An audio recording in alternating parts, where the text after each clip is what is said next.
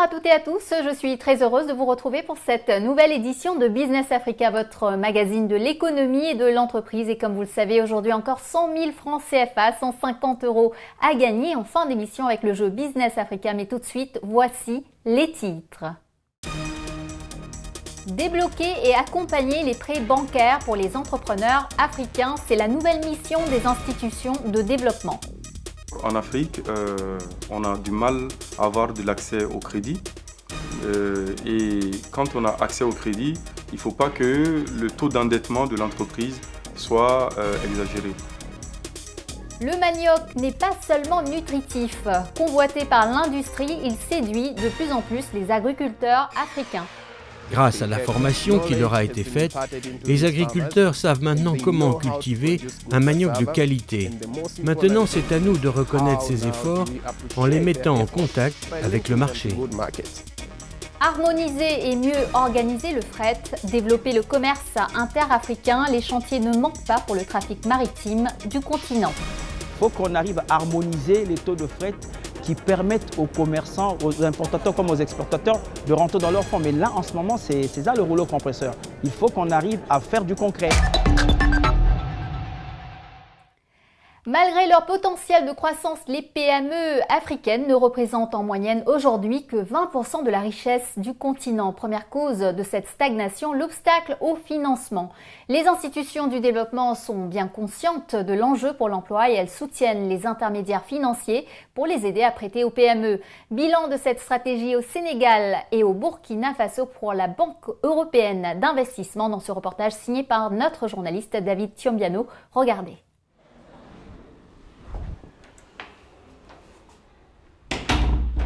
Donc ici, on est dans une salle d'hospitalisation. Madame Nakouliman et Dr Diop ont choisi d'investir dans le secteur de la santé en créant leur propre entreprise avec cette clinique installée dans un quartier populaire de Dakar. En quelques années, Nest est une réussite avec des prix très compétitifs et un service qui séduit les patientes. J'adore mon gynéco, Dr Diop. Il est sympa, accueillant. Il est vraiment disponible, je l'appelle à n'importe quelle heure. J'ai commencé mes visites à Nest depuis un peu plus d'1 an. J'ai eu une petite fille à 2 mois environ, ici aussi à Nest. Donc pour le service, je le trouve vraiment excellent par rapport au prix proposé. Déjà, je suis assurée, donc j'aurais pu me permettre d'autres cliniques beaucoup plus huppées, mais par rapport à la qualité du service, ce que je recherchais, c'est ici que je l'ai trouvé. Au départ, les promoteurs voulaient juste construire une maternité de quartier, mais pour faire face aux demandes qui affluent, ils décident de faire évoluer le projet vers un complexe associant maternité et pédiatrie. Un centre qui permet aux femmes de donner naissance dans de meilleures conditions et de bénéficier d'un suivi pendant et après la grossesse. Pour les deux créateurs, la clinique de Dakar est le premier maillon d'un réseau médical pour la femme et l'enfant qui va s'implanter progressivement dans d'autres villes du Sénégal. Nest a la particularité d'offrir sur le marché sénégalais en tout cas des tarifs concernant l'accouchement moins chers à cause ou grâce plutôt à certaines organisations que nous avons pu mettre en place.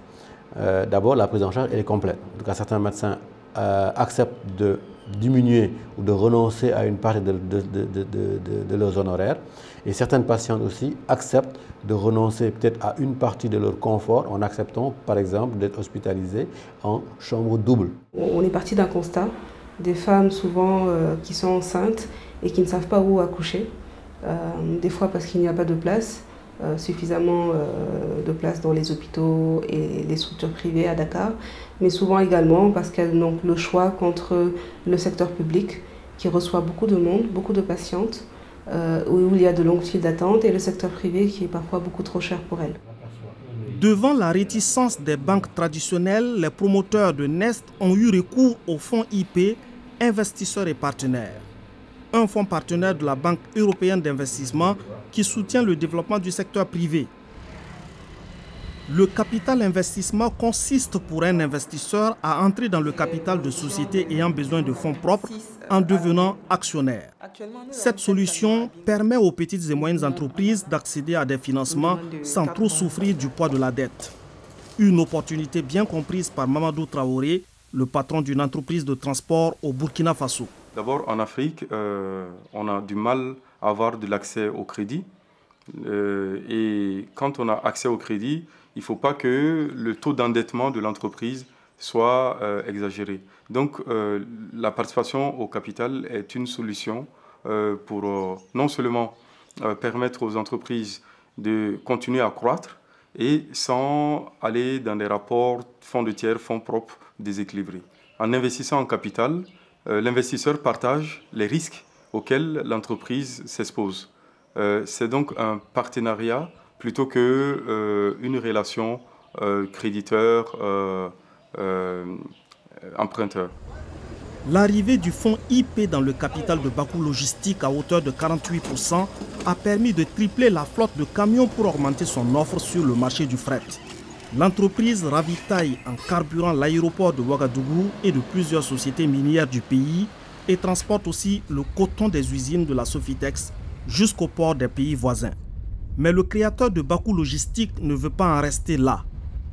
Je voudrais, en tout cas dans mon cas, pouvoir racheter les parts du fonds et cela peut se faire sous plusieurs formes et je pense que la banque peut aussi aider dans la mise en place des mécanismes qui me permettent de racheter les parts donc, de IP en capital dans le capital de Bakou Logistique. En proposant une formule qui consiste à reprendre son indépendance, le patron de Bakou Logistique s'inscrit dans une logique souhaitée par les institutions de développement, celle de la durabilité. Et il partage cette vision avec ses employés qui sont motivés autour d'une culture d'entreprise qui se veut performante. C'est le cas d'Omar Diarra, un chauffeur bien récompensé pour son dynamisme au sein de la société. Mais aujourd'hui, là où nous sommes aujourd'hui, je suis en train de conduire mon propre camion que Bakou m'a offert et m'a donné sa travail payé. Moi-même présentement, ça m'a étonné beaucoup qu'un conduite de 4 ans et devenir ton propre propriétaire du camion. Je ne m'attendais pas à ça. La Banque européenne d'investissement est également intervenue dans d'autres projets en Afrique de l'Ouest. Comme au Sénégal, avec la mise en service du bateau Aline Sitoé Diatta, qui a permis de rétablir la liaison Dakar-Ziguinchor, interrompue depuis 2002, depuis le tristement célèbre naufrage du Diola, avec un financement de 10 millions d'euros.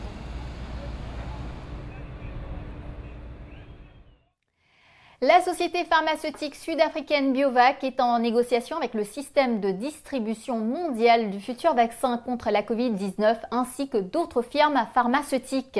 L'Afrique du Sud veut en effet limiter au minimum les achats de vaccins à l'étranger et les produire localement tout en collaborant avec les industriels occidentaux. À l'heure actuelle, l'Afrique du Sud achète à Biovac 95% de ses vaccins contre la tuberculose ou encore la grippe.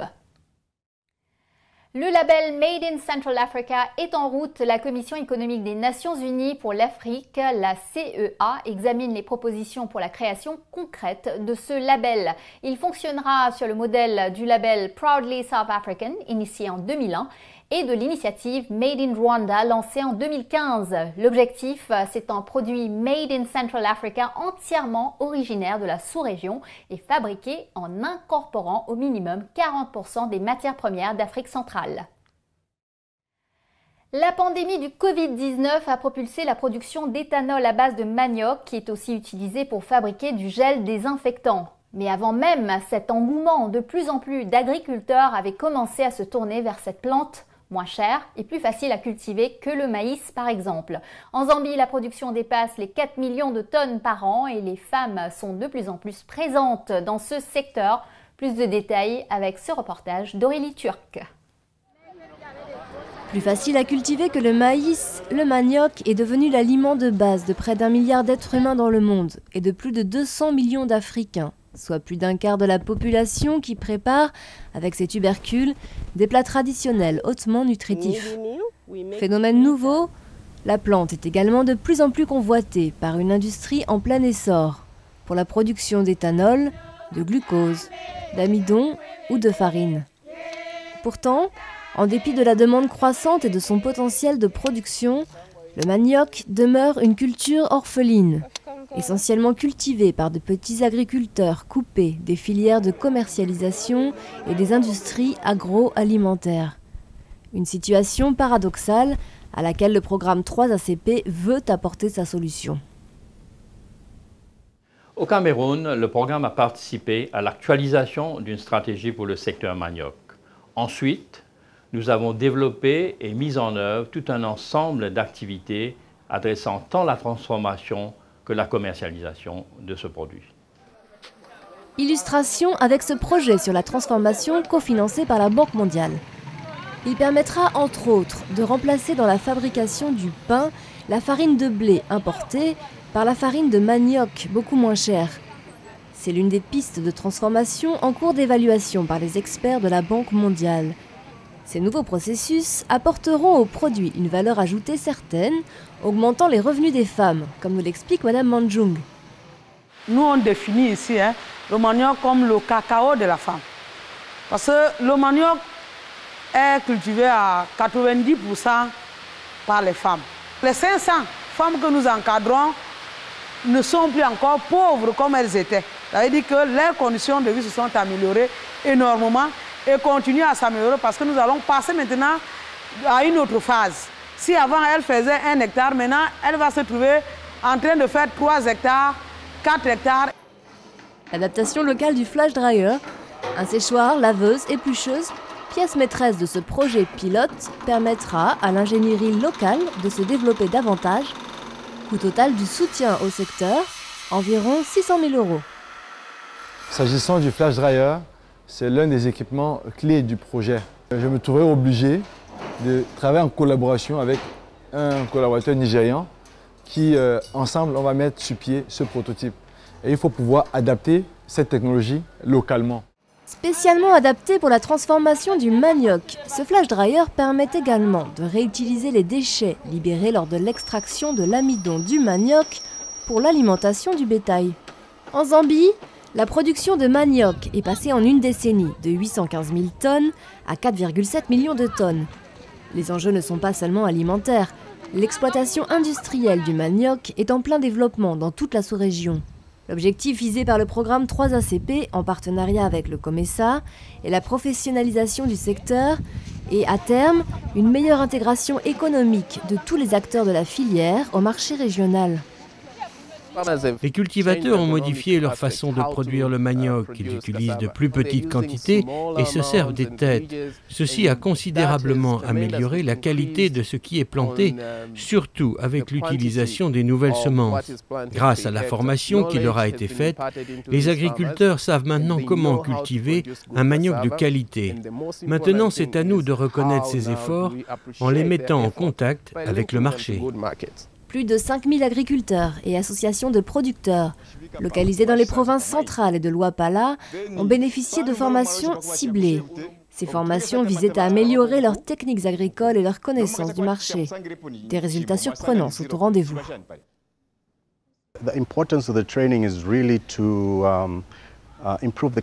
Le but de la formation est d'améliorer la capacité de ces organisations afin qu'elles puissent fonctionner en tant qu'entreprises qui ont une valeur et qui font des bénéfices.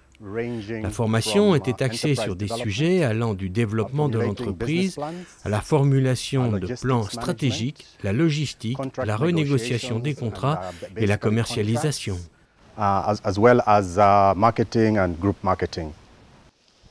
Co-fondateur d'une coopérative agricole de 32 membres, dont 10 femmes, ce cultivateur de manioc a bénéficié d'une formation complète en agronomie et en management. Nous savons ce que nous avons dépensé sur la production et quel pourcentage nous pouvons considérer comme bénéfice. Maintenant que nous connaissons le coût de l'ensemble, le transport, l'emballage, nous savons mieux où vont nos affaires. En mutualisant les profits générés par une meilleure gestion de leur production respective, les 32 planteurs associés ont eu accès à des financements pour construire le siège de la coopérative et acquérir ces 2 machines. L'an dernier, ils ont ainsi pu produire 5 tonnes de farine de manioc de première qualité. Au-delà des apprentissages en matière de techniques agricoles et de gestion, le programme 3ACP et ses systèmes pédagogiques ont permis un véritable changement des mentalités avec une prise en compte des problèmes par les bénéficiaires eux-mêmes.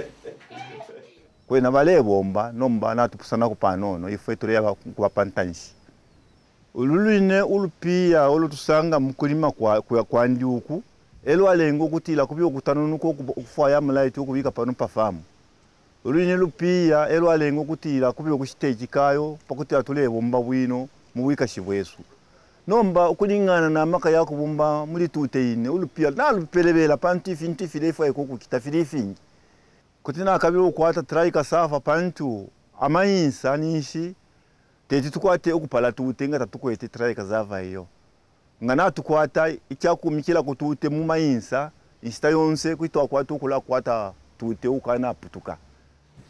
Aujourd'hui, Donald Kalungushi vend sa farine et son amidon de manioc aux 3 plus grandes sociétés de la région.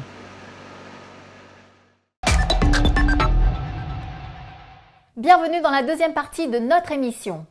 Les économies africaines vont connaître un nouveau répit. Le G20 a prolongé de 6 mois jusqu'au 30 juin 2021 le moratoire sur la dette des pays les plus pauvres affectés par la pandémie de Covid-19. En avril, les pays du G20 s'étaient déjà engagés à cette suspension jusqu'à la fin de l'année. La Banque mondiale accorde de son côté un financement supplémentaire d'urgence de 25 milliards pour soutenir la lutte contre la Covid-19 des États endettés. J'en viens maintenant plus précisément au problème de la dette privée et bilatérale de certains États africains. Après la Zambie, cela pourrait être le tour du Zimbabwe d'être menacé par un défaut de paiement. Pour parler de ce contexte délicat, j'accueille Abebe Aemro Selassie, directeur Afrique du FMI, le Fonds monétaire international.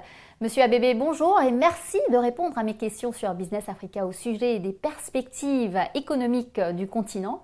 En juin dernier, le FMI a décrit les perspectives 2020 de l'Afrique subsaharienne comme pire que ce qu'il a anticipé en avril et sujette à une grande incertitude. Comment le dernier rapport de votre institution analyse-t-il cette situation ? L'économie de l'Afrique subsaharienne va se contracter de 3% cette année. Maintenant, par rapport à juin, ce chiffre s'est légèrement amélioré. Mais vous savez, moins 3% par rapport à moins 3,2% plus tôt, c'est plus ou moins la même chose qui était la marge d'erreur. Ce sera donc une année très difficile en perspective. Conditions de financement restrictives et prix des matières premières en berne. Que peut donc faire l'Afrique subsaharienne pour sortir de la crise ? La combinaison des deux a donc été très difficile. Les pays, dans l'ensemble, ont adopté la bonne approche politique, permettant au déficit de se creuser, finançant cela au niveau national, mais aussi, vous savez, à partir de ressources fournies par des institutions comme le FMI. Le défi majeur que nous voyons dans les mois à venir et de savoir comment permettre au pays de maintenir une position budgétaire favorable pour l'année prochaine. Donc, pour éviter un retrait prématuré du soutien fiscal que les pays ont fourni à leurs économies cette année, en fin de compte, la reprise va dépendre autant de la façon dont les pays repensent et mettent en place les mesures politiques adéquates pour faciliter la croissance économique pour les années à venir. Donc, même sans les financements requis, il y a encore pas mal de réformes qui peuvent être poursuivies pour engendrer une forte croissance économique et aussi lever les contraintes sur l'activité des entreprises. Ces aspects-là seront très importants, quelle que soit la disponibilité du financement. Donc, ceci devrait également être en cours d'avancement. Le FMI s'est fait l'avocat de la solidarité internationale, mais le secteur privé semble donner des signes de réticence, comme on le voit avec la demande zambienne de moratoire du service de la dette des eurobonds. Comment analysez-vous ce développement Et vous attendez-vous à de nouveaux appels pour une suspension des paiements de la dette en Afrique? C'est pourquoi notre premier effort était également de voir ce que le secteur officiel, en particulier les créanciers bilatéraux, pouvait faire le plus rapidement possible. Notre appel dès mars-avril pour que cela soit pris en considération a été pris en compte. Et bien sûr, il y a eu un soulagement qui vient de là. Ce sera difficile pour le secteur privé et les restructurations de la dette sont toujours une question difficile. Et je pense qu'il faudra pas mal de travail pour, vous savez, convaincre que c'est dans l'intérêt des créanciers privés, mais aussi d'un groupe plus large de créanciers qui serait dans l'intérêt à long terme de permettre au pays d'avoir une pause fiscale cette année et en quelque sorte l'année prochaine, à court terme, afin qu'ils puissent se redresser et éventuellement être en mesure de rembourser leurs dettes. Ce seront donc toujours des conversations difficiles et elles devront avoir lieu dans les mois à venir. Merci ABBAM Selassie. La pandémie de Covid-19 ne décourage pas les pirates du golfe de Guinée. Les kidnappings ont augmenté de 40% les 9 premiers mois de l'année. Selon le Bureau maritime international, la région compte maintenant pour 95% des kidnappings dans le monde. 80 marins ont ainsi été attaqués ces derniers mois. Les pirates armés, très organisés en provenance du delta du Niger, n'hésitent plus à s'en prendre aux plateformes pétrolières comme aux bateaux de pêche ou aux cargos réfrigérés, parfois très loin des côtes. Oui, et cette explosion de la piraterie à l'ouest du continent est une mauvaise nouvelle pour le trafic maritime africain qui a été multiplié par 4 en une dizaine d'années, de Djibouti à Lagos en passant par les grands ports desservant l'Afrique centrale comme Douala ou Kribi. Les transporteurs et les opérateurs travaillent à fluidifier le fret et les problématiques sont complexes. Regardez. Forte de sa croissance et dopée par l'essor de sa classe moyenne, l'Afrique échange de plus en plus avec le reste du monde. Son trafic maritime a été multiplié par 4 en 10 ans, une opportunité que les opérateurs du secteur ne veulent pas laisser passer. Pour les chargeurs, qui acheminent à l'import ou à l'export les marchandises, du transport maritime à la livraison, en passant par l'entreposage et les assurances, l'enjeu est d'améliorer leur compétitivité dans un contexte de libéralisation des échanges et de compétition internationale. Une facilitation qui rencontre un premier écueil avec la congestion portuaire due à l'augmentation du trafic maritime en direction du continent. Selon la Banque mondiale, le temps d'immobilisation des navires dans les ports d'Afrique de l'Ouest et du Centre représente 80% du temps total de transit des marchandises. On devrait passer en revue toutes les problématiques que rencontrent les opérateurs portuaires lors du dédouanement de leurs marchandises, lors du passage de leurs marchandises par le circuit portuaire qui peut être assez long. Autre problème pointé du doigt, alors que le taux de fret avoisine les 3% à l'échelle mondiale, il stagne pour l'Afrique à 12%, car les navires qui déchargent leur cargaison dans les ports africains repartent presque à vide lorsqu'ils quittent le continent. Pire, d'après les participants à ces journées, les gros transitaires ne répercuteraient pas la baisse des taux de fret auprès des chargeurs. Il y a peut-être là une opportunité pour les conseils des chargeurs d'essayer d'organiser les chargeurs de façon à pouvoir constituer un pool suffisamment fort pour discuter directement avec les armateurs et bénéficier donc de réductions effectives des taux de fret, mais aussi des ristournes de fidélité, des ristournes sur les volumes qui sont généralement reversés plutôt aux transitaires organisateurs de transport. Le constat n'est pas nouveau. Depuis les injonctions du FMI et de la Banque mondiale relatives au secteur public au tournant des années 80, l'Afrique n'a plus de flotte marchande et tous les ports sont actuellement en concession. L'intérêt stratégique des chargeurs africains serait donc d'intégrer en aval la chaîne du transport. Le commerce intra-africain est à un niveau qui ne nous donne pas encore satisfaction. Nos pays sont encore tournés vers les importations. Et il est question, effectivement, vous soulignez un problème assez important, de voir en quoi chacun des pays membres de l'Union des conseils des chargeurs excelle afin que nous puissions effectivement développer le commerce sous-régional et régional au niveau Afrique. À titre indicatif, le commerce intra-africain ne représente que 11% du montant total du commerce africain. La lourdeur des formalités administratives et douanières des transits routiers est en partie responsable de ce phénomène. Aussi, le fait que chaque État applique ses propres règles en la matière. Il faut qu'on arrive à harmoniser les taux de fret qui permettent aux commerçants, aux importateurs comme aux exportateurs de rentrer dans leur fonds. Mais là, en ce moment, c'est ça le rouleau compresseur. Il faut qu'on arrive à faire du concret, pas de la théorie. Et puis bon, qu'on essaie d'avoir un taux de fret plus ou moins harmonieux au niveau de certains pays africains. Parce qu'aujourd'hui, vous prenez la zone CEMAC, les taux de fret ne sont pas les mêmes. Par exemple, au Gabon, au Cameroun, au Congo. Le Congo, nous avons le taux de fret le plus élevé.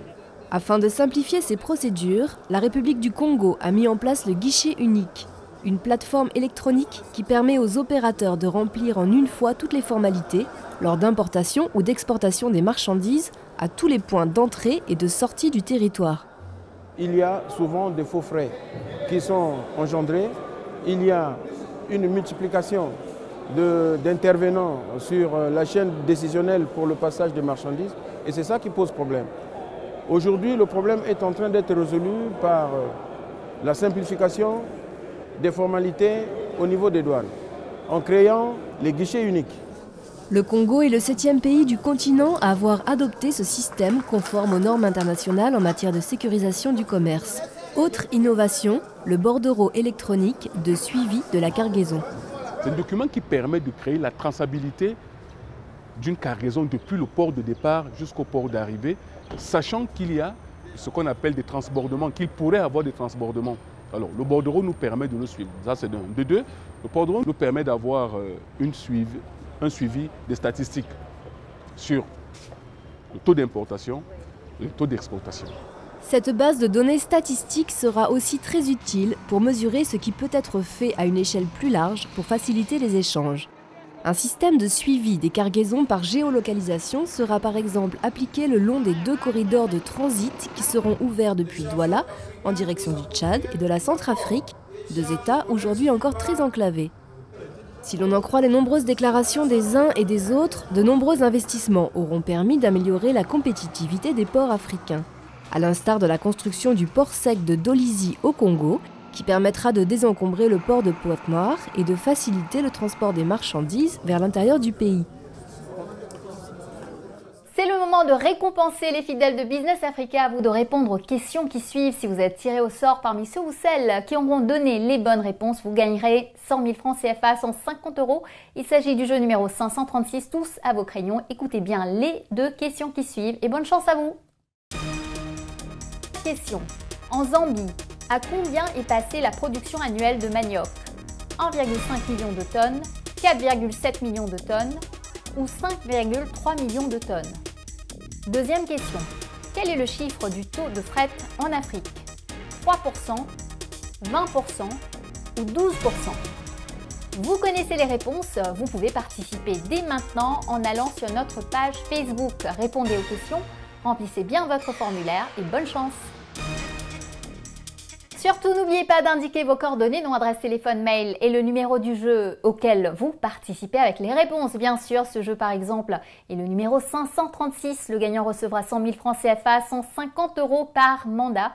Félicitations, vous avez donné les bonnes réponses de notre émission numéro 532. Le nom de notre gagnant s'affiche à l'écran. Petit rappel. Première question. Combien de Sénégalais avaient accès à l'eau potable en milieu rural en 2004? Réponse, 60%. Deuxième question. Quelle est la référence du marché mondial des métaux? Réponse, le London Metal Exchange. Voilà, Business Africa, c'est fini pour aujourd'hui. Je vous retrouve la semaine prochaine, même chaîne, même heure pour Initiative Africa. Je recevrai l'anthropologue Anne Grosfilet, spécialiste des tissus africains et particulièrement du wax. En attendant, vous pouvez revoir cette émission sur nos réseaux sociaux et n'hésitez pas à liker, partager et commenter en utilisant le hashtag Business Africa TV Show. Prenez soin de vous et à la semaine prochaine.